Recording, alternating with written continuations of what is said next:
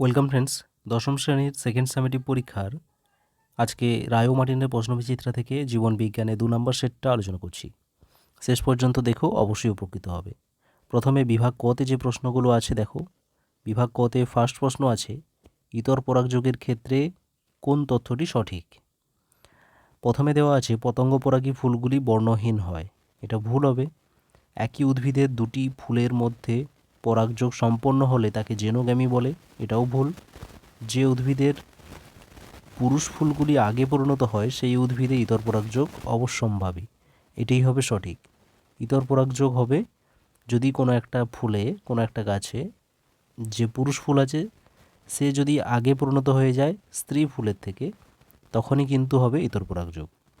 Next প্রশ্ন আছে, কোনটি সঠিক নয়। স্পোরুলেশন অ্যামিবা, এটাই হচ্ছে সঠিক নয়। বাকিগুলো কনেডিয়া পেনিসিলিয়াম, কচুরিপানাতে খর্বধাবক, চুবড়ি আলুতে কাণ্ডজমুকুল, এগুলো সব সঠিক আছে।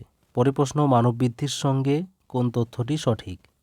প্রথমে দেওয়া আছে বয়ঃসন্ধিকালীন বিপরীত লিঙ্গের প্রতি আকর্ষণ সৃষ্টি হয়, এটাই হবে সঠিক উত্তর।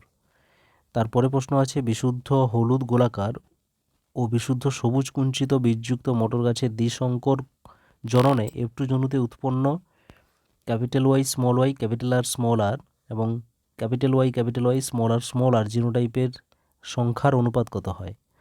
এটা হচ্ছে তোমাদের দ্বিসংকর জননে যে চেকার বোর্ডটা আছে সেই চেকার বোর্ড থেকে কিন্তু সলভ করতে হবে। সেখানে আমরা দেখতে পাই Y স্মল আর এটা থাকে 4টা, আর Y স্মল আর এটা থাকে 1টা। তাহলে এখানে হয়ে যাবে অপশান খ 4:1। নেক্সট আছে, একজন স্বাভাবিক মহিলার সঙ্গে একজন হিমোফিলিক পুরুষের যদি বিবাহ হয় তাহলে হিমোফিলিক পুত্র হওয়ার সম্ভাবনা কত %। দেখো, স্বাভাবিক মহিলা তাহলে কি হবে X H, এর সঙ্গে হিমোফিলিক পিতা তাহলে XY হবে। এবার এখান থেকে তোমাদের ক্রস করতে হবে, এখানে পুত্রের কথা বলেছে, তার মানে Y ক্রোমোজোমটাই যাবে পুরুষের থেকে।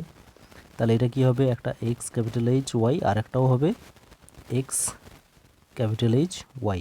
তাহলে এখানে H আছে মানে সবগুলোই স্বাভাবিক হবে। তাহলে এখানে বলেছে হিমোফিলিক পুত্র অর্থাৎ আক্রান্ত হওয়ার সম্ভাবনা কত %। কত হচ্ছে, 0% হচ্ছে। নেক্সট আছে, পিতার X ক্রোমোজোমটি অবশ্যম্ভাবীভাবে কোন সন্তানে সঞ্চারিত হয়। পিতার X ক্রোমোজোম কোথায় যাবে, কন্যার দেহে যাবে শুধুমাত্র। পরের প্রশ্ন, প্রদত্ত কোনটি ল্যামার্কের মতবাদের প্রতিপাদ্য নয়। ল্যামার্কের মতবাদ নয় কোনটা, একটা বলেছে পরিবেশের পরিবর্তনের সঙ্গে সামঞ্জস্য রেখে জীবের নতুন অঙ্গ প্রত্যঙ্গ সৃষ্টি, এটা তো ল্যামার্কের মতবাদ।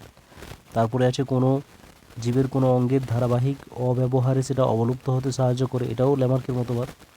তারপর বলা হয়েছে একই খাদ্য ও বাসস্থানের জন্য একই প্রজাতির জীবগুলির মধ্যে প্রতিযোগিতা দেখা যায়, এটা হচ্ছে ডারউইনের মতবাদ। ঠিক আছে, তাহলে এটা হবে সঠিক উত্তর। নেক্সট আছে, প্রদত্ত কোনটি একটি লুপ্তপ্রায় অঙ্গের উদাহরণ নয়। লুপ্তপ্রায় অঙ্গের উদাহরণ নয় কী হবে, ব্যাঙের চোখের নিকটিং পর্দা, এটা সক্রিয় আছে এখনও, বাকিগুলো কিন্তু নিষ্ক্রিয়। নেক্সট আছে, মৌমাছি কোন প্রয়োজনে ওয়াগেল নৃত্য করে। প্রথম পয়েন্ট আছে প্রজনন সঙ্গী খুঁজতে, এটা তো না। অন্যান্য শ্রমিক মৌমাছিদের মৌচাক থেকে খাদ্যের উৎসের অভিমুখ ও দূরত্ব জানাতে, এটাই হবে সঠিক উত্তর। পরে বিভাগ খতে যেটা আছে শূন্যস্থান পূরণ, ফুলের পুংকেশরের নিচের দিকের দণ্ডের মতো অংশটিকে কি বলে। পুংকেশরের নিচের দিকে যে দণ্ডাকার অংশটা থাকে সেটাকে কি বলা হয়, পুংদণ্ড বলা হয়, এটাকে বলা হয় পুংদণ্ড। তারপরে আছে, মোটর গাছের খাঁজযুক্ত ফলের আকৃতি একটি ড্যাশ বৈশিষ্ট্য। খাঁজযুক্ত ফল কি হবে, এটা প্রচ্ছন্ন বৈশিষ্ট্য। নেক্সট সত্য মিথ্যা আছে, মোটর গাছের আকর্ষ আর ঝুমকুলতার আকর্ষ দুটি উৎপত্তিগতভাবে এক হলেও তাদের কাজ আলাদা, এটা কি হবে, মিথ্যা হবে।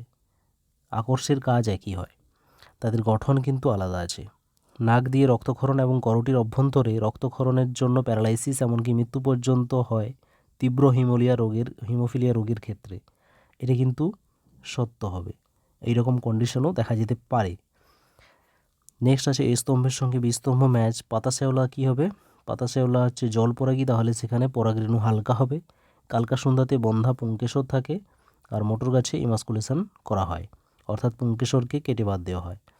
তারপরে আছে, মায়োসিন যুগের ঘোড়ায় কোন আঙুলটি লম্বা ও চওড়ায় বৃদ্ধি পায় এবং তাতে খুর সৃষ্টি হয়, এটা কত হবে, থার্ড তৃতীয় আঙুলটা। তারপর শব্দজোড় আছে, খণ্ডীয় ভবন দেখা যায় স্পাইরোগাইরাতে, তাহলে টোরুলেশন কার দেখা যায়, এটা তো জানো ইস্টে।